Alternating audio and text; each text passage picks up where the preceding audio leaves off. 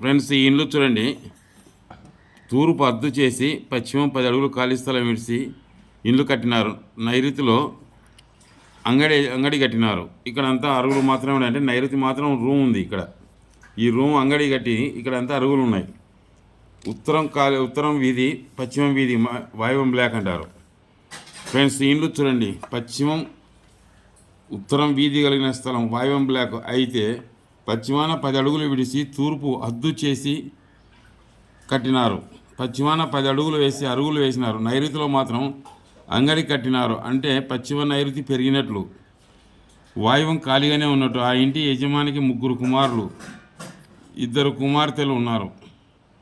పెద్ద కుమారుడు ఆ ఇంటి నుంచి వేరే ఇండ్లు కట్టుకొని పోయినాడు. అయినా ఆ 2 కుమారులు అయితే 2 కుమారులు ఒక కూతురు ఆయనకు.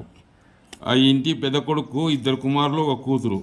అయితే వాళ్ళు ఆ ఇంటికి పోకముందే నైరుతి దోషాల వల్ల పెద్ద కుమారునికి జబ్బు వచ్చినది. ఇండ్లు మారిన వెంటనే పెద్ద కుమారుడు స్వర్గస్థుడైనాడు.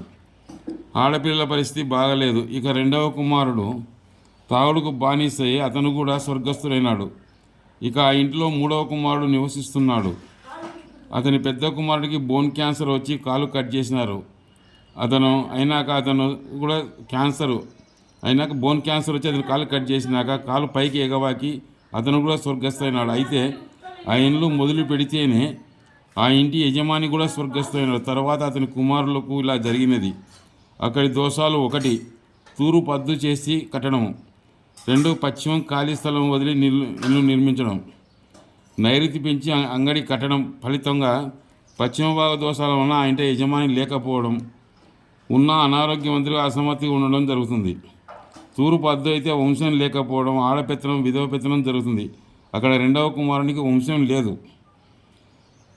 6, అతనికి 6 మంది ఆడపిల్లలు. ఆ ఇంటి యజమాని భార్య విధవ పెత్తనం అన్నమాట. అంటే ఆమె చిన్న వయసులోనే భర్త చనిపోతే విధవ పెత్తనం జరిగింది.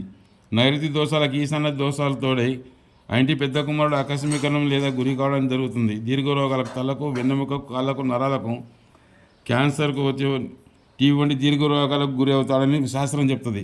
అలాగే ఆయన పెద్ద కుమారుడు, 3వ కుమారుని కుమారుడు ఇద్దరు అలాగే అయిపోయినారు.